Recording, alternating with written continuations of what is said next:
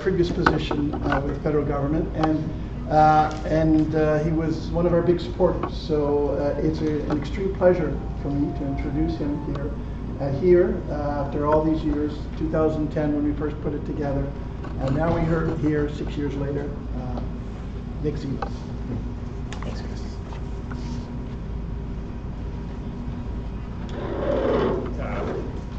Thanks a lot, Chris. Happy to be here and happy to see ReSDA 6 years later, so this is great. Everybody can hear me? Yeah?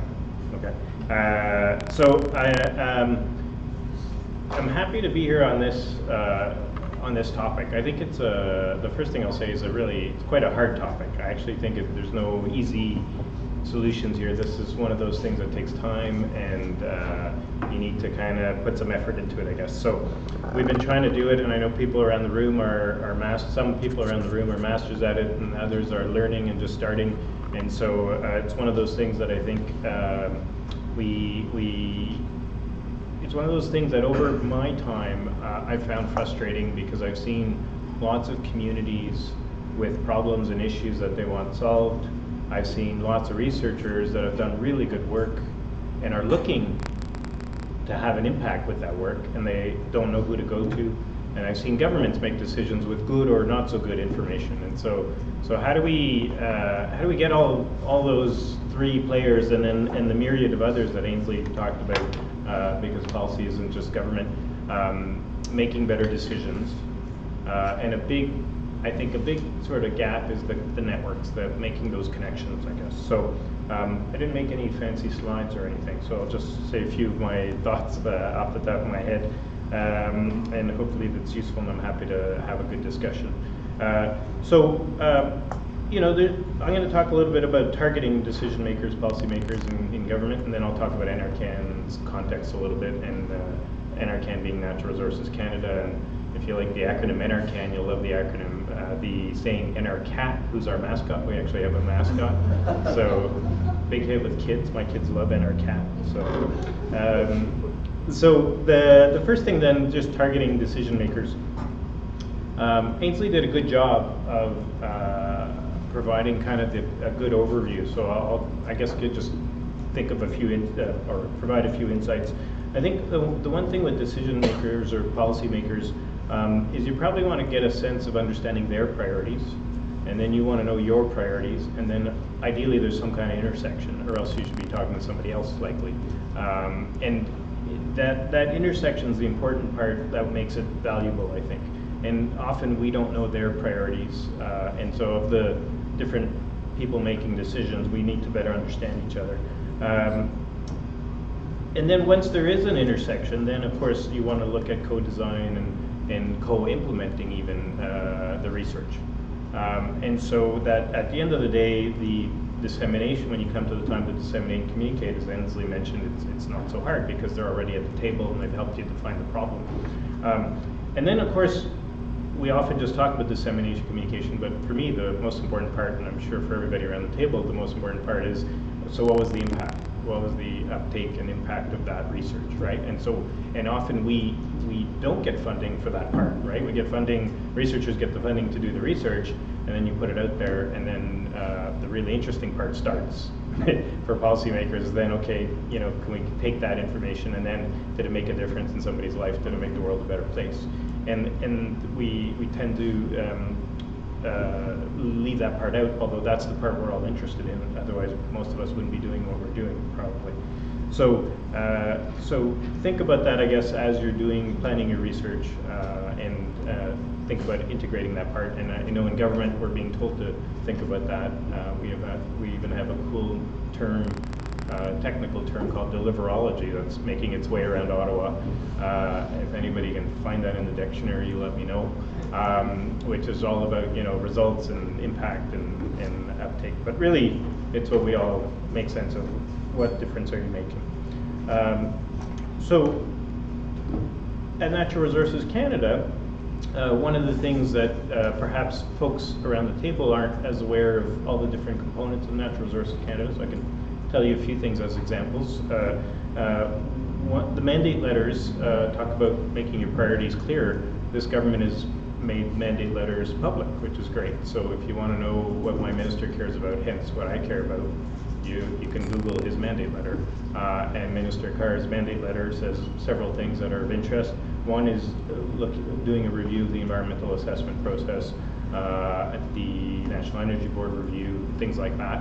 Now, of course, in the north, things are a bit different, and you got to work with INAC and Canmore and those kinds of things. But a lot of the capacity of Natural Resources Canada, a lot of the science capacity extends to the north as well. So, so a lot of the science being done is looking at, you know, some of these priority areas. So climate change obviously is a big priority area. Clean energy strategies, so anything to do with energy, of course, is a priority. And generally speaking, the mandate of the department is about sustainable resource development. So if we're all, I suspect in this room, we're fans of sustainable development, at some point we need to reconcile the economy and the environment and benefits for all. So how can we do that in practice, right? And a lot of the solutions a lot of the ideas have come out in a lot of the research being done around the table. So what else can I tell you? So so some of the different sectors of Natural Resources Canada include the energy sector. So a lot of the energy and offshore in particular, but it's renewables and non-renewables. So just to remind you, we have big labs of renewable energy projects, and a lot of the work being done supporting Indian Northern Affairs, for example, in Canmore and communities in the north, in terms of technical expertise on renewables as well as non-renewables. We have a big innovation energy technology shop, so there's a lot of researchers working on energy and innovation in that area. We have a minerals and metals sector that again is interested in a lot of the topics that are being raised here. And a big topic on resource development, of course, in Canada these days, I would say, is public confidence is a big issue, right? Projects aren't going ahead if communities aren't on board and supportive and see the benefits for themselves. So that's where I think the research, you guys are ahead of your time almost, you know. The research being done here I think is critical and important to inform that discussion as a country. How do we get the benefits shared and out there, and or if there isn't enough benefits to a project, then let's not go forward with the project, right? So the mineral mining sector, the Canadian Forest Service, of course, has got a lot of research capacity as well, and so more for the central western Arctic of interest, but you know, huge fire issues, invasive species, etc., happening in our north. We have a major project management office focused on southern Canada, and Canmore has a northern office. And then we have the earth science sector, which is what I'm part of, and there's a Geological Survey of Canada has done historically and currently a lot of work in the north, a lot of mapping, a lot of geological research, and it is interesting and has partnered with the Geological Surveys and Territories. So if you don't know those people and you want to know those people and your research involves those people, then I'm happy to try and partner up some folks and provide names. There's a Canadian Centre for Mapping and Earth Observation that do a lot of remote sensing using satellites and other instruments, and can help provide stuff on sea ice and finding innovative ways to use the myriad satellites out there to give useful information to communities. There's the Polar Continental Shelf, of course, a lot of researchers who have traveled in remote places in the north have probably used. And of course, I work on climate change adaptation issues, and so how do we adapt to climate change? And of course, that's a pressing issue in the north. And we've tried, the way we try and design our program, it comes back to the previous topic, which is how do we get all the stakeholders in a room, have a discussion, identify problems together, and then move forward and solve those. And then we have less of a dissemination uptake problem at the back end because everybody's involved at the beginning. Takes more time, difficult sets that you need more thought process. I often look at the Northern Contaminants Program as a good model. They took 20 years to get to the perfection that they're at, or the better place they're at. So none of us is that good to get it right at the beginning, but it's worth pursuing. There's other, more formal channels, like there's, speaker series, there's newsletters, different things, departmental committees and things that folks can, but it's really about targeting, we have, at NRCan we have an office of a chief scientist, etc. But it's really about targeting, I would say, who might benefit from your research in government, and who can you connect to, and then getting those people and working with those people. So I'll leave it there, and I'm happy to have more discussions.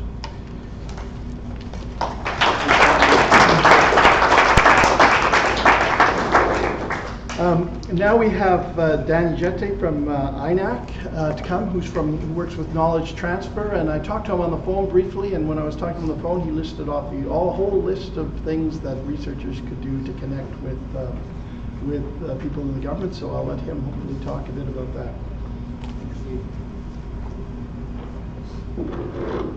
Good afternoon.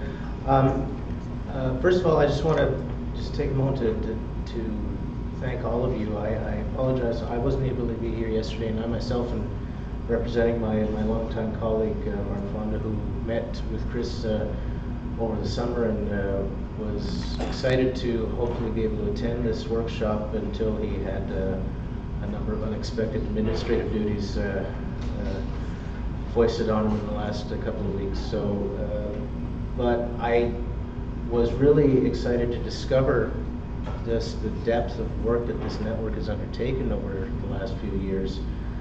Hearing the presentations this morning on gender relations and gender-based analysis. Very interesting presentation on how Indigenous peoples in particular are dealing with labor relations type issues and are able to defend their rights, and what risks are associated with that in terms of the current policies that are or just institutions that are supporting that.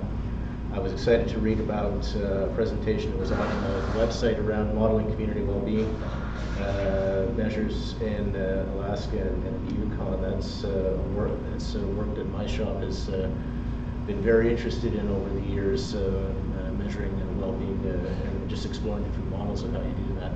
So I represent what's called the Statistics and the Strategic Research and Statistics Directorate, which has changed their name again. We describe ourselves as being a center of expertise for accessing statistics and survey data, for promoting survey and data development across government on Indigenous affairs.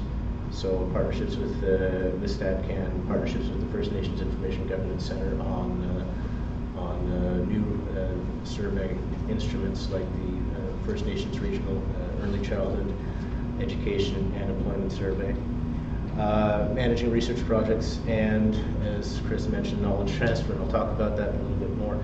So our group over the years has gone through different iterations, but we have about a 15-20 year legacy of producing research products and publications, supporting publications, and supporting research projects across Canada. And at different times, this has included some pretty extensive engagement with Indigenous organizations and the academic community on conferences, on publications. Although that has changed over the last 6 years. My role, as Chris mentioned, is with the knowledge transfer team within that group. And as I emphasize that we talk about internal knowledge transfer, so internal to the department and secondarily to the federal community. And that is what I was just mentioning, an orientation away from the external engagement driven just by budgetary considerations and just changing priorities over time.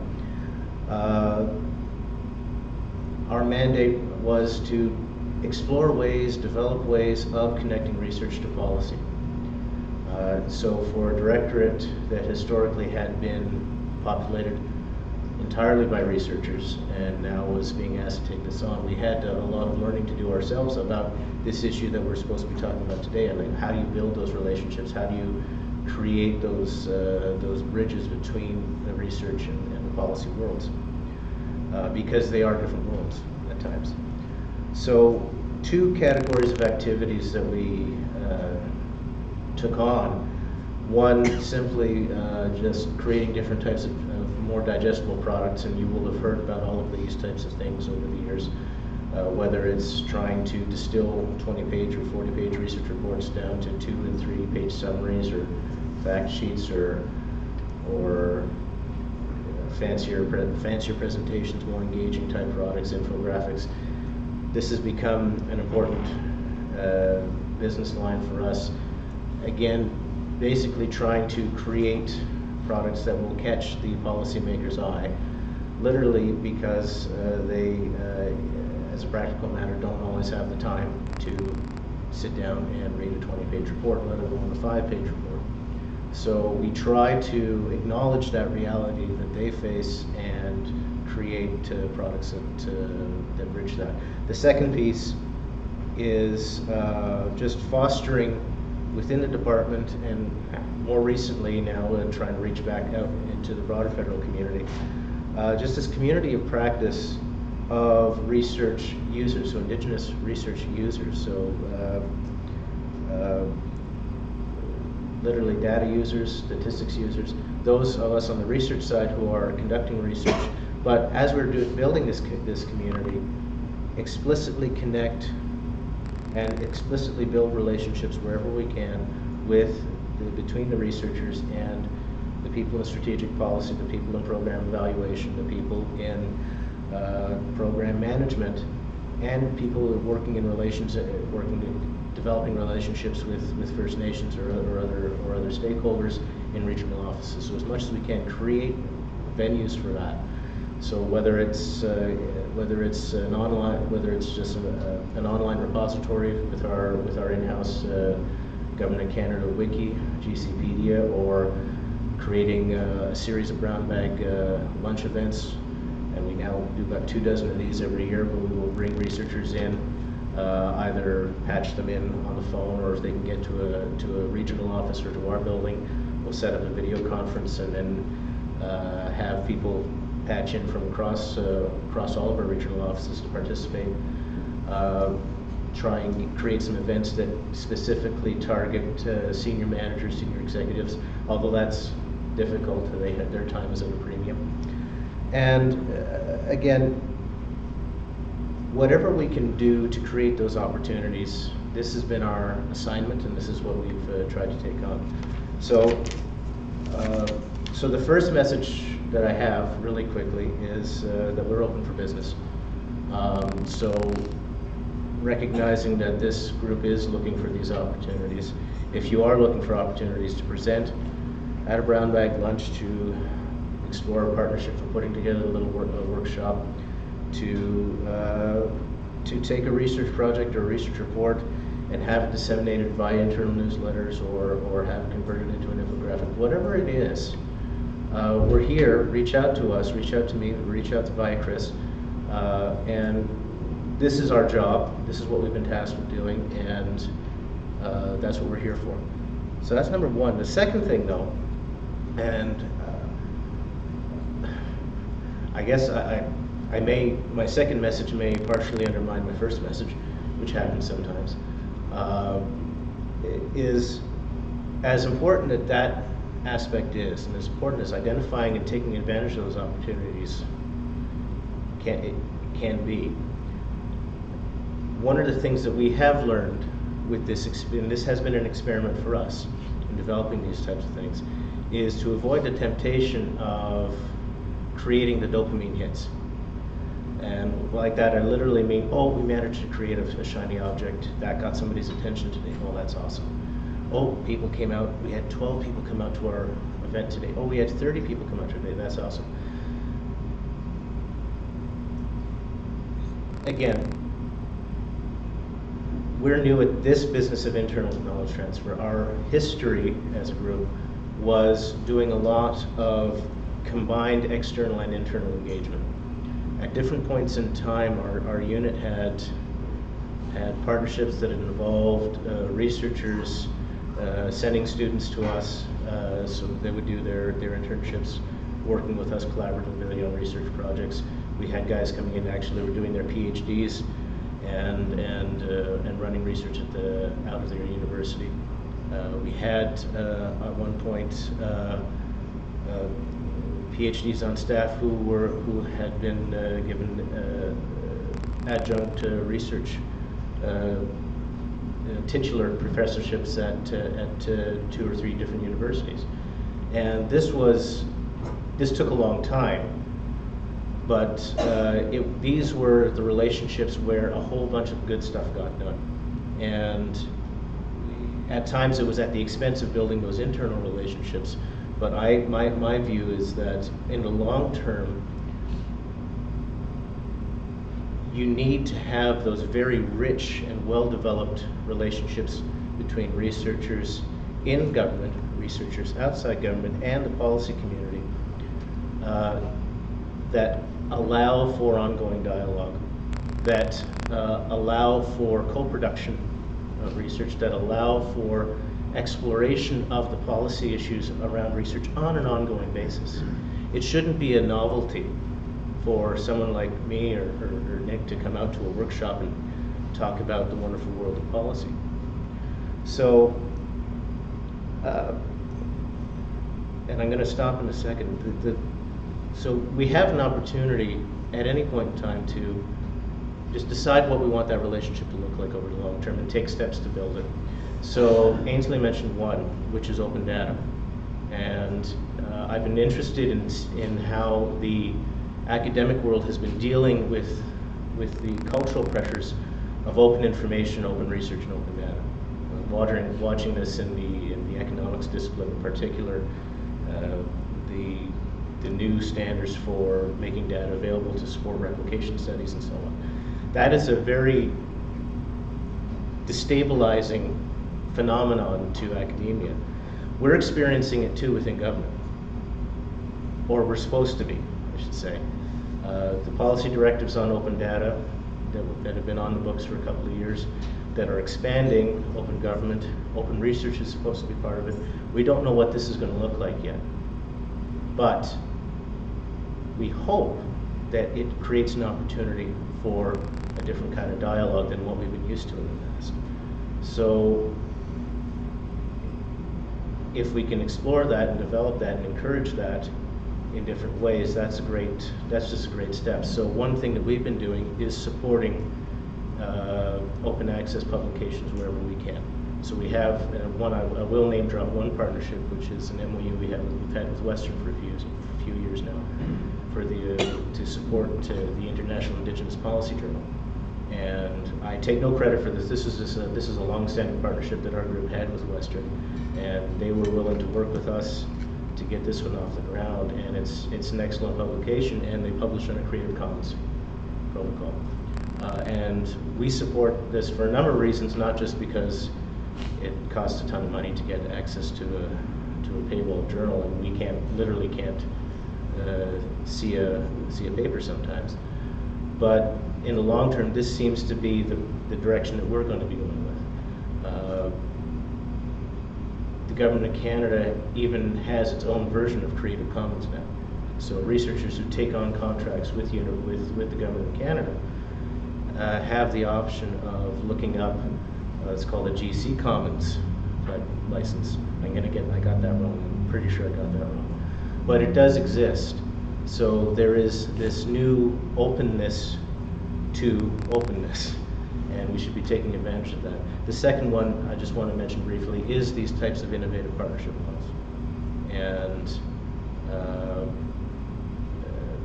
again, we don't know what's possible, but I'd like to hear from the room what types of partnership models are in play in other relationships at the provincial, in terms of working with Yukon Government or working with other jurisdictions, even internationally. Because my own bias in this, it's a value statement, it's not just a fact, is that those relationships were effective when we had them. And we should be looking at building those up. So I really don't want to talk. I want to hear what everyone has to say in the room. So thank you very much. Appreciate it.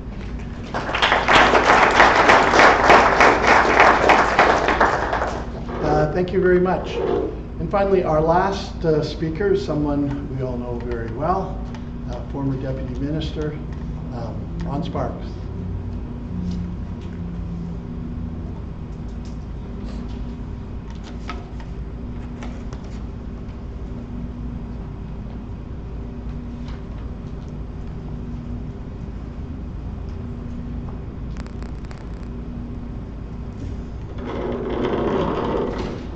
Realize I was that short. And I'll try to be brief as well as short.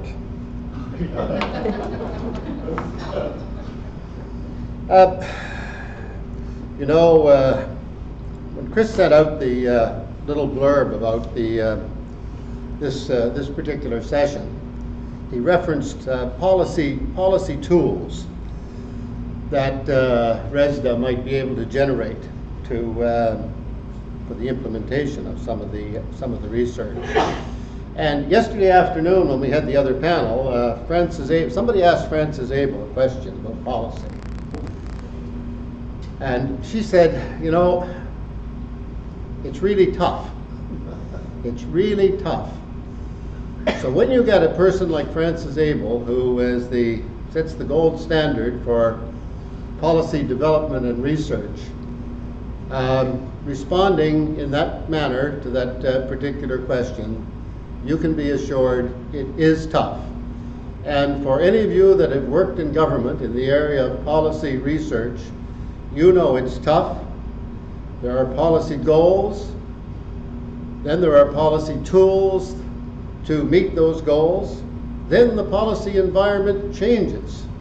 Along comes a new government, new minister, and away we go off on this tangent or that way, whether it's deliverology or futurology. I recall when I was president of the College of the North Atlantic, the local psychiatrist dropped in one day.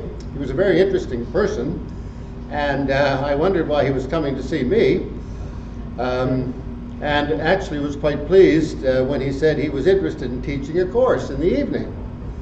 And I said, what do you have in mind? Because he was also a medical doctor. He said, I'd like to teach a course in futurology. Deliverology reminded me of this. So I said, David, what is futurology? Well, he said, we really don't know the future. So he said, my idea, I have a textbook, Crystalids. I was going to get a group of people together in JJ's bar, and we would drink a bit, and we would talk about the future. So actually, he did have a course in futurology. I think he had 5 people, and it wasn't in the local bar. But I guess in some ways, policy development, not policy development, but implementation of policy, that whole environment, policy environment, reminds me a little bit of this notion of futurology. We can never really be sure when we're going. So I have a lot of empathy for public servants who are professionally trained, who do their best to get a background in public policy. They come into the public service, especially in the senior positions, with a commitment to speak truth to power. And then you work with one government or a minister that's very accepting of that and wants that. Then the leadership or the party changes, and the policy becomes what's in the mind of the leader, the prime minister, or the president, or whoever it happens to be. So this is a tough area to work with and be an honest broker. My background with government was relatively short in terms of being asked after I had retired from the college. The new government of the day, and in Newfoundland and Labrador at that time, had decided that it was going to establish the Department of Labrador and Aboriginal Affairs based in Labrador. The reason being, one of the ministers from the Labrador area had said to the Premier, look, all of the policies that are being developed in St. John's by departments with good people, the best intentions in the world, when we're implementing those policies, they're really not working out. I'm getting a lot of criticism. We need a department on the ground, not a department that's going to operate snow plows, run schools, but a department that will sort of oversee all policy. And the Premier of the day had agreed that all cabinet papers that were coming forward to cabinet would have to be reviewed by the new department people who are living and working and the minister, so that when a cabinet paper came in, he would turn to the Minister of Labrador Affairs and say, now, has your department looked at all of the particular points, strategies, actions herein, and then go ahead on that basis. So it was that kind of a department of the whole, as it were. Some other departments called it the Department of the Whole, H-O-L-E.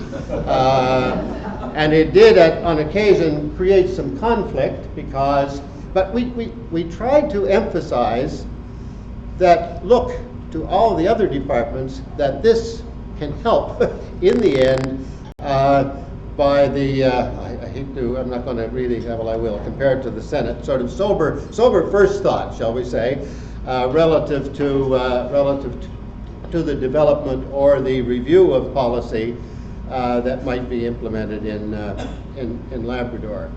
Now, the department has changed. I was only there for about 3 years, and went back to working part-time with the university. But I very much enjoyed my time there. I have a lot of respect for the public servants, some of whom are still working there very, very hard and doing the best they can. And since, with the changes of government that have occurred over the years, it's been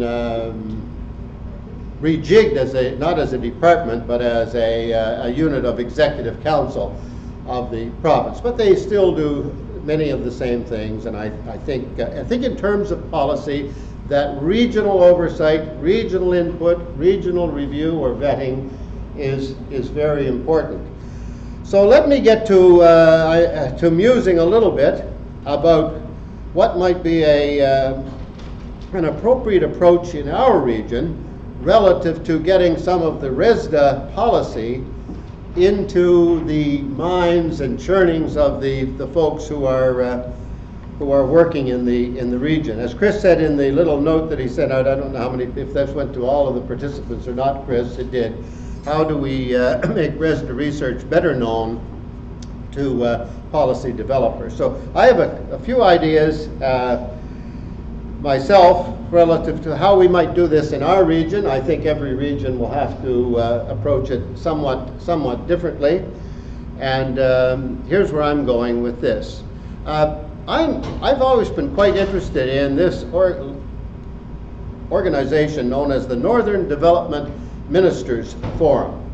And I know they met last year. I hope they're still functioning. But I see that group as having potential here for residents. I think, Chris, you may have even gone there a few times. Yeah, I've spoken to them several times. Without a lot of impact. No, that's good. I'm glad to hear that. I'm on the right track then. I was going to give up if you said no. But I mean that would be my aim, that particular group. But in Labrador, I think we could approach it through the local office, the Labrador Affairs office. They have an assistant deputy minister there. They have directors, and they have policy analysts. And these are key people in my mind in the region. I think the Memorial University, the Labrador Institute, is very able to bring together a Labrador research forum for a few days. We talked a little bit about intergovernmentalism yesterday. Francis Abel raised that the night before. In an area like ours, we can easily bring together the Labrador Affairs people. The Nunatsiavut government has offices in Happy Valley, Goose Bay, and Nain. The Innu Nation its offices in the area. So the potential for working with the ReSDA coordinator, with the Labrador Institute kind of facilitating this with the government offices, and taking relevant ReSDA research and sharing it, Chris, shall we say, in a forum over a couple of days.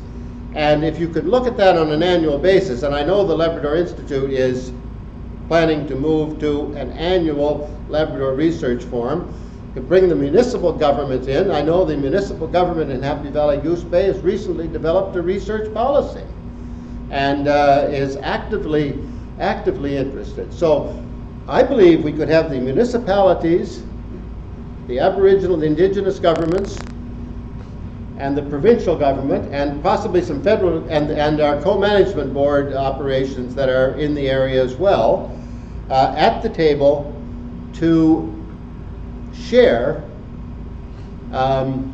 information coming from the research. Now, one of the things that I think is critically important in terms of coming from people who are doing the research, I think in terms of part of the writing or the recording, is to please make sure that there is a section in plain language on implications for policy. Because sometimes people need help focusing. I know the reports have to be technical and detailed, but in the end, analysts and people that are working with the policy development have to boil this down, because I know from my own experience in my short time in government, I had one premier who said, briefing notes, 1 page. And I don't want to see anything that's more than 1 page. Cabinet papers, a little different. But people that are working with this relative to policy development need to have the meat that's close to the bone, shall we say, and to begin that work, and to most useful in terms of explaining it to their masters. Unless, of course, the master has his own or her own idea about where they're going, and then you're scuttled, as we've many of us have experienced from time to time. So that's kind of my simple model, Chris, of in our region, a mechanism, a tool of sorts that would enable us to do a little more in the area of informing those that we strive to serve of the work that this organization is doing. You know, before I started to make my notes, I was thinking about this notion of the policy environment, and I had read something that I was thinking I might say I'm no longer from government, but I was thinking how this had poisoned the policy environment. Ronald Reagan, when he was president of the United States, had said, you know, the 8 or 9 most terrifying words in the English language are, "I'm from government and I'm here to help." And I hesitated to use this, given we had 2 government people here today, but I can also say I'm from government. But I'm going to say it, I brought it out, because I think it's a classic example of what this must do to the morale of the public service when the leadership puts forward this kind of arrangement. And I know from in our province, the tone of the premier can make a big difference. And we have seen over the last number of years a major shift in public servants that some look at and say, oh, they've become yes people. But they're working in situations where they're no longer able to speak truth to power, and still be comfortable that they have that they're presenting a recommendation that will be received in the spirit that it's intended, as the honest broker. So I really think that Francis Abel's note that this is tough we shouldn't fool ourselves. It's not going to be easy. I think I'll leave it there and see what we have for questions. We'll have time for some questions. So we have time for some questions. This is the important thing. I know I have a question. How do you write a briefing note? And can we write briefing notes for, like, that's an interesting tool for us. I mean, can we translate our research results into a briefing note? And is that useful to departments when we do that? So maybe Nick, you could maybe answer that.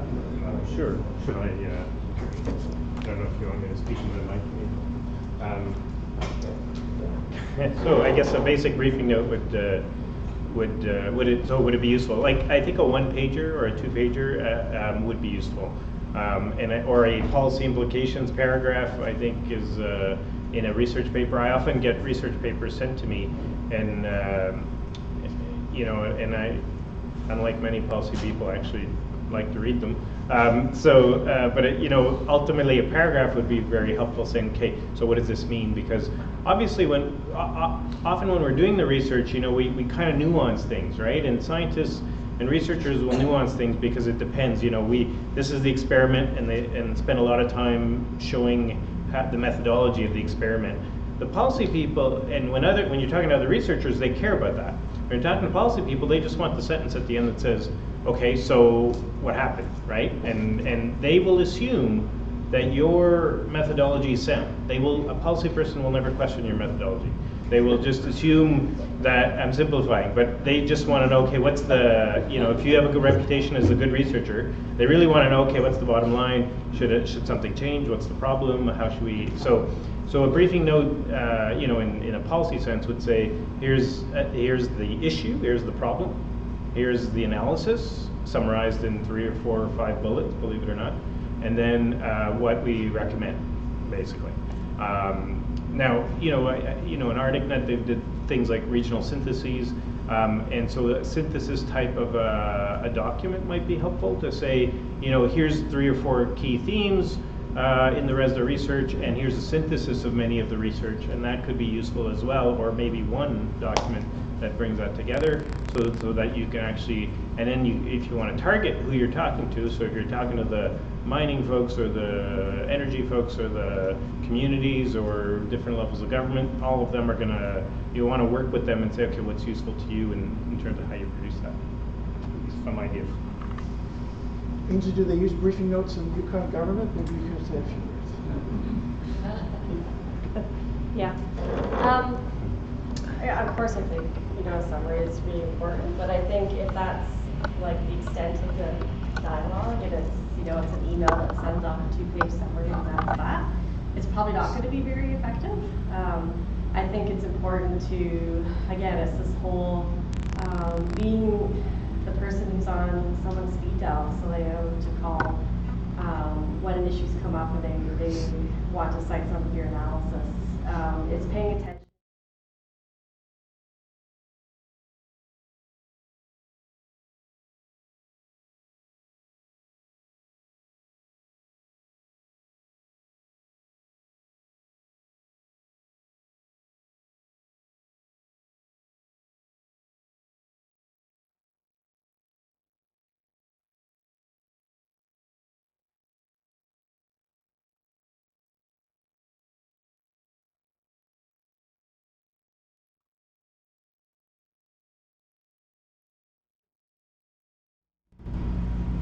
Dave? I may have misunderstood, but on one of your slides, did you say that participatory research in the North hasn't increased over the past 50 years? There is a paper that came out, Nick Renee's study.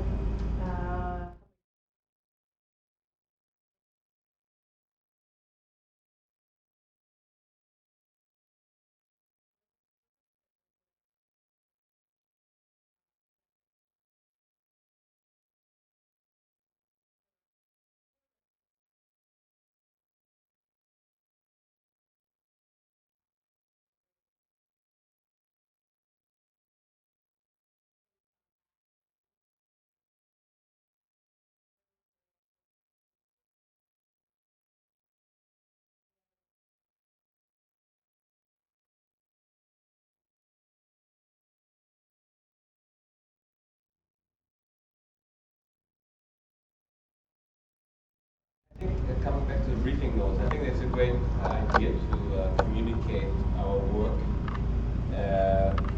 But I want to connect what Aynslie was saying too. It's a bit dangerous too, because I think you need to know what the assumptions are and the frameworks and the models. So I can write all kinds of policy